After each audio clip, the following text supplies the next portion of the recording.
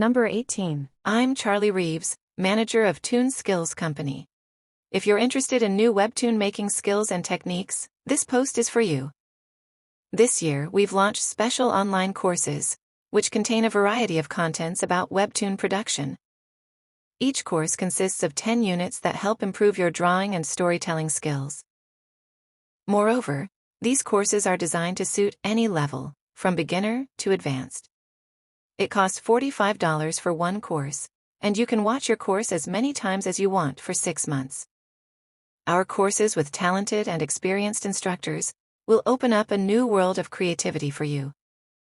It's time to start creating your webtoon world at https://webtoonskills.com. Number 19. David was starting a new job in Vancouver, and he was waiting for his bus. He kept looking back and forth between his watch and the direction the bus would come from. He thought, "My bus isn't here yet. I can't be late on my first day." David couldn't feel at ease. When he looked up again, he saw a different bus coming that was going right to his work. The bus stopped in front of him and opened its door. He got on the bus thinking, "Phew, luckily this bus came just in time so I won't be late." He leaned back on an unoccupied seat in the bus and took a deep breath, finally able to relax. Number 20. Values alone do not create and build culture. Living your values only some of the time does not contribute to the creation and maintenance of culture. Changing values into behaviors is only half the battle. Certainly, this is a step in the right direction, but those behaviors must then be shared and distributed widely throughout the organization, along with a clear and concise description of what is expected. It is not enough to simply talk about it. It is critical to have a visual representation of the specific behaviors that leaders and all people managers can use to coach their people. Just like a sports team has a playbook with specific plays designed to help them perform well and win, your company should have a playbook with the key shifts needed to transform your culture into action and turn your values into winning behaviors.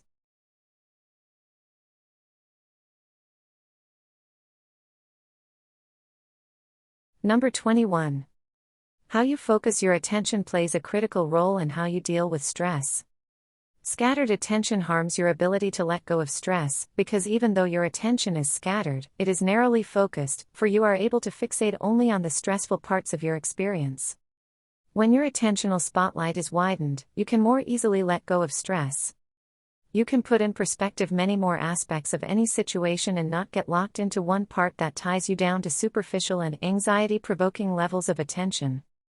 A narrow focus heightens the stress level of each experience, but a widened focus turns down the stress level because you're better able to put each situation into a broader perspective. One anxiety-provoking detail is less important than the bigger picture. It's like transforming yourself into a non-stick frying pan. You can still fry an egg, but the egg won't stick to the pan.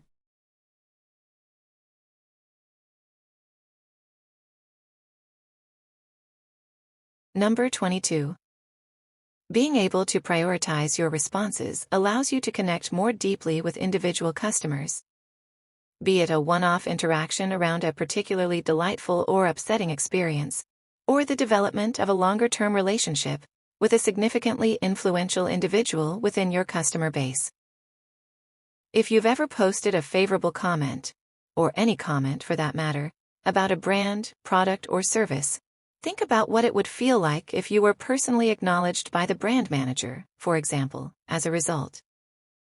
In general, people post because they have something to say, and because they want to be recognized for having said it. In particular, when people post positive comments, they are expressions of appreciation for the experience that led to the post. While a compliment to the person standing next to you is typically answered with a response like "thank you," the sad fact is that most brand compliments go unanswered. These are lost opportunities to understand what drove the compliments and create a solid fan based on them.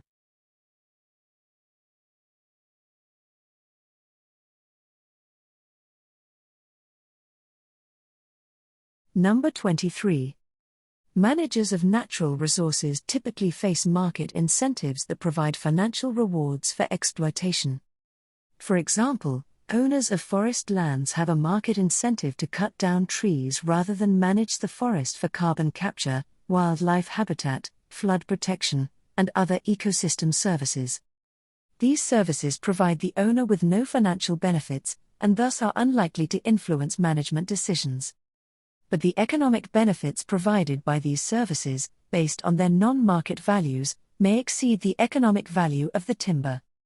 For example, a United Nations initiative has estimated that the economic benefits of ecosystem services provided by tropical forests, including climate regulation, water purification, and erosion prevention, are over 3 times greater per hectare than the market benefits. Thus, cutting down the trees is economically inefficient, and markets are not sending the correct signal to favor ecosystem services over extractive uses.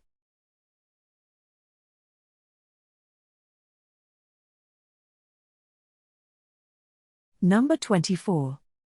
The concept of over-tourism rests on a particular assumption about people and places common in tourism studies and the social sciences in general. Both are seen as clearly defined and demarcated. People are framed as bounded social actors either playing the role of hosts or guests. Places, in a similar way, are treated as stable containers with clear boundaries. Hence, places can be full of tourists and thus suffer from over-tourism. But what does it mean for a place to be full of people? Indeed, there are examples of particular attractions that have limited capacity and where there is actually no room for more visitors. This is not least the case with some man-made constructions such as the Eiffel Tower. However, with places such as cities, regions, or even whole countries being promoted as destinations and described as victims of over-tourism, things become more complex. What is excessive or out of proportion is highly relative and might be more related to other aspects than physical capacity, such as natural degradation and economic leakages, not to mention politics and local power dynamics.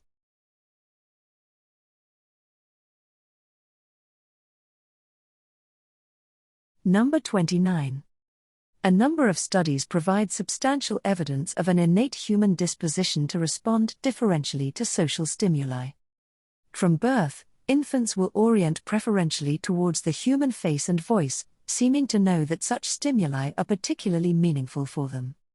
Moreover, they register this connection actively, imitating a variety of facial gestures that are presented to them: tongue protrusions, lip tightenings, mouth openings. They will even try to match gestures with which they have some difficulty, experimenting with their own faces until they succeed. When they do succeed, they show pleasure by a brightening of their eyes; when they fail, they show distress. In other words, they not only have an innate capacity for matching their own kinesthetically experienced bodily movements with those of others that are visually perceived. They have an innate drive to do so. That is, they seem to have an innate drive to imitate others whom they judge to be like me.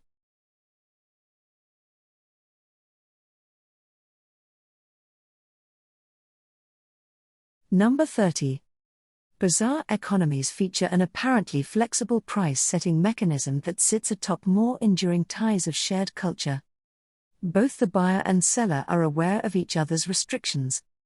In Delhi's bazaars, buyers and sellers can assess to a large extent the financial constraints that other actors have in their everyday life.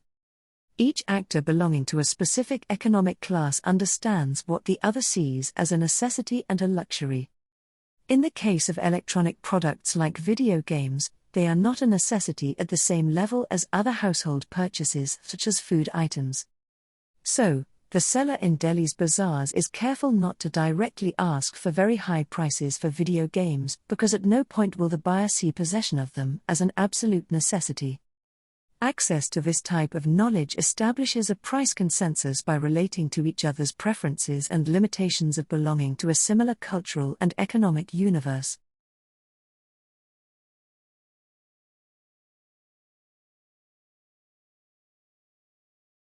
Number 31.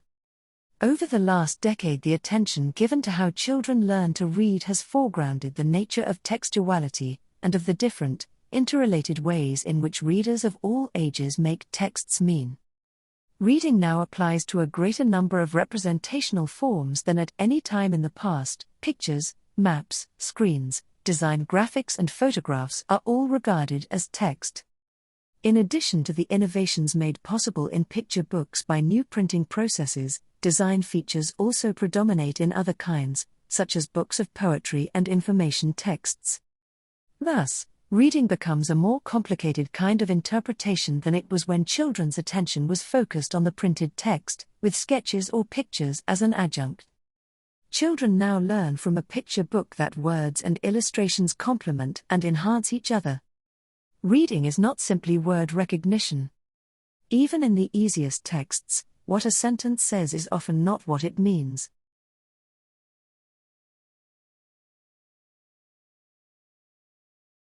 Number 32. A musical score within any film can add an additional layer to the film text, which goes beyond simply imitating the action viewed. In films that tell of futuristic worlds, composers, much like sound designers, have added freedom to create a world that is unknown and new to the viewer. However, unlike sound designers, composers often shy away from creating unique pieces that reflect these new worlds and often present musical scores that possess familiar structures and cadences.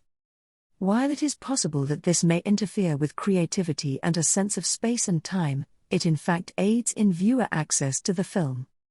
Through recognizable scores, visions of the future or a galaxy far, far away can be placed within a recognizable context. Such familiarity allows the viewer to be placed in a comfortable space so that the film may then lead the viewer to what is an unfamiliar, but acceptable vision of a world different from their own. Number 33. There have been psychological studies in which subjects were shown photographs of people's faces and asked to identify the expression or state of mind evinced.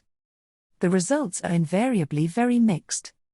In the 17th century, the French painter and theorist Charles Le Brun drew a series of faces illustrating the various emotions that painters could be called upon to represent.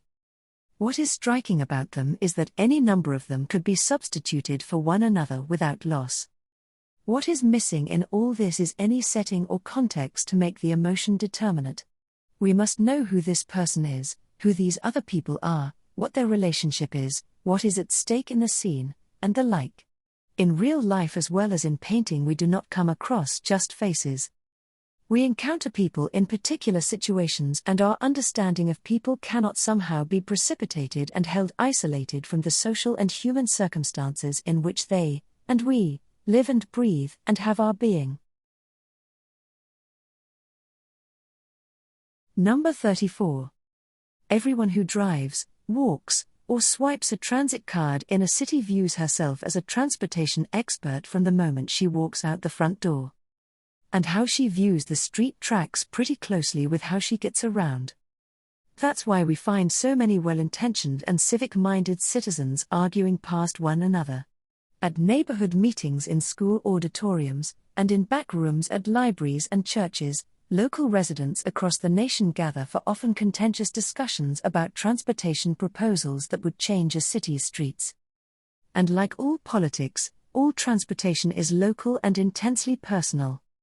A transit project that could speed travel for tens of thousands of people can be stopped by objections to the loss of a few parking spaces or by the simple fear that the project won't work. It's not a challenge of the data or the traffic engineering or the planning. Public debates about streets are typically rooted in emotional assumptions about how a change will affect a person's commute, ability to park, belief about what is safe and what isn't, or the bottom line of a local business.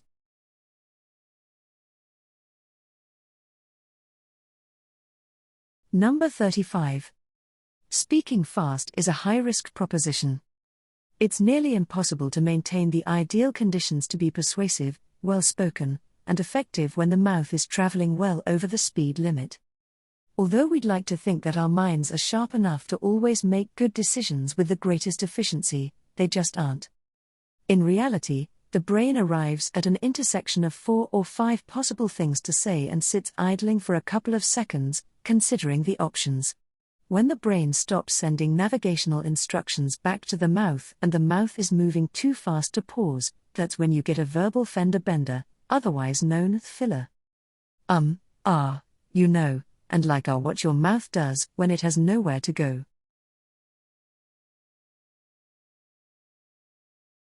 Number 36. Negotiation can be defined as an attempt to explore and reconcile conflicting positions in order to reach an acceptable outcome. Whatever the nature of the outcome, which may actually favor one party more than another, the purpose of negotiation is the identification of areas of common interest and conflict. In this sense, depending on the intentions of the parties, the areas of common interest may be clarified, refined in given negotiated form and substance. Areas of difference can and do frequently remain, and will perhaps be the subject of future negotiations, or indeed remain irreconcilable. In those instances in which the parties have highly antagonistic or polarized relations, the process is likely to be dominated by the exposition, very often in public, of the areas of conflict. In these and sometimes other forms of negotiation serves functions other than reconciling conflicting interests. These will include delay, publicity, diverting attention or seeking intelligence about the other party and its negotiating position. Number 37. Norms emerge in groups as a result of people conforming to the behavior of others. Thus, the start of a norm occurs when one person acts in a particular manner in a particular situation because she thinks she ought to. Others may then conform to this behavior for a number of reasons. The person who performed the initial action may think that others ought to behave as she behaves in situations of this sort. Thus, she may prescribe the behavior to them by uttering the norm statement in a prescriptive manner.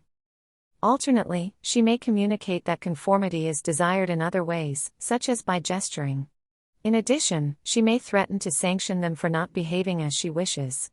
This will cause some to conform to her wishes and act as she acts. But some others will not need to have the behavior prescribed to them. They will observe the regularity of behavior and decide on their own that they ought to conform. They may do so for either rational or moral reasons. Number 38. Science is sometimes described as a winner-take-all contest, meaning that there are no rewards for being second or third. This is an extreme view of the nature of scientific contests. Even those who describe scientific contests in such a way note that it is a somewhat inaccurate description, given that replication and verification have social value and are common in science. It is also inaccurate to the extent that it suggests that only a handful of contests exist. Yes, some contests are seen as world-class, such as identification of the Higgs particle or the development of high-temperature superconductors. But many other contests have multiple parts, and the number of such contests may be increasing. By way of example, for many years it was thought that there would be one cure for cancer, but it is now realized that cancer takes multiple forms and that multiple approaches are needed to provide a cure. There won't be one winner, there will be many. Number 39. Misprints in a book or in any written message usually have a negative impact on the content, sometimes, literally, fatally. The displacement of a comma, for instance, may be a matter of life and death. Similarly, most mutations have harmful consequences for the organism in which they occur, meaning that they reduce its reproductive fitness. Occasionally, however, a mutation may occur that increases the fitness of the organism, just as an accidental failure to reproduce the text of the first edition might provide more accurate or updated information. At the next step in the argument, however, the analogy breaks down. A favorable mutation is going to be more heavily represented in the next generation, since the organism in which it occurred will have more offspring and mutations are transmitted to the offspring. By contrast, there is no mechanism by which a book that accidentally corrects the mistakes of the first edition will tend to sell better. Number 40. Even those with average talent can produce notable work in the various sciences, so long as they do not try to embrace all of them at once. Instead, they should concentrate attention on one subject after another, that is, in different periods of time, although later work will weaken earlier attainments in the other spheres. This amounts to saying that the brain adapts to universal science in time but not in space. In fact, even those with great abilities proceed in this way. Thus, when we are astonished by someone with publications in different scientific fields, realize that each topic was explored during a specific period of time. Knowledge gained earlier certainly will not have disappeared from the mind of the author, but it will have become simplified by condensing into formulas or greatly abbreviated symbols. Thus, sufficient space remains for the perception and learning of new images on the cerebral blackboard.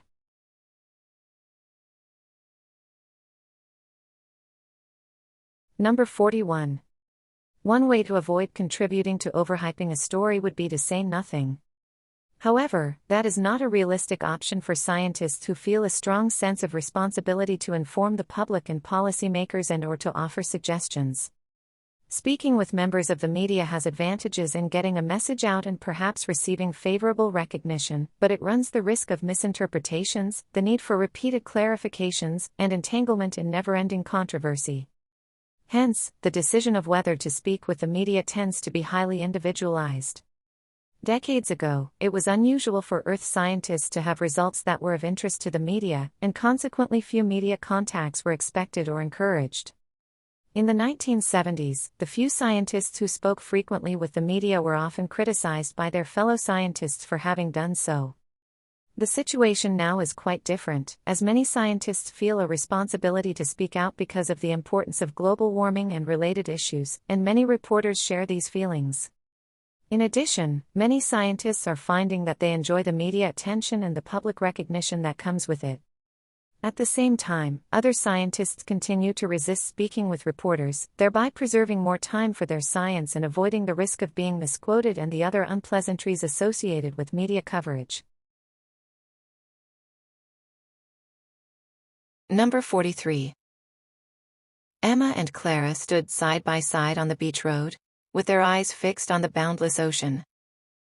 The breathtaking scene that surrounded them was beyond description. Just after sunrise, they finished their preparations for the bicycle ride along the beach road. Emma turned to Clara with a question. "Do you think this will be your favorite ride ever?" Clara's face lit up with a bright smile as she nodded. "Definitely. I can't wait to ride while watching those beautiful waves." Emma and Clara jumped on their bikes and started to pedal toward the white cliff where the beach road ended.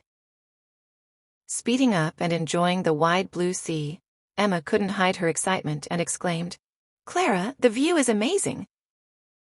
Clara's silence, however, seemed to say that she was lost in her thoughts. Emma understood the meaning of her silence. Watching Clara riding beside her, Emma thought about Clara's past tragedy, which she now seemed to have overcome. Clara used to be a talented swimmer, but she had to give up her dream of becoming an Olympic medalist in swimming because of shoulder injuries. Yet she responded to the hardship in a constructive way. After years of hard training, she made an incredible recovery and found a new passion for bike riding. Emma saw how the painful past made her mature, and how it made her stronger in the end. 1 hour later, Clara, riding ahead of Emma, turned back and shouted, "Look at the white cliff!" When they reached their destination, Emma and Clara stopped their bikes. Emma approached Clara saying, "Bicycle riding is unlike swimming, isn't it?" Clara answered with a smile, "Quite similar, actually. Just like swimming, riding makes me feel truly alive." She added, "It shows me what it means to live while facing life's tough challenges." Emma nodded in agreement and suggested, "Your first beach bike ride was a great success. How about coming back next summer?" Clara replied with delight, "With you, absolutely."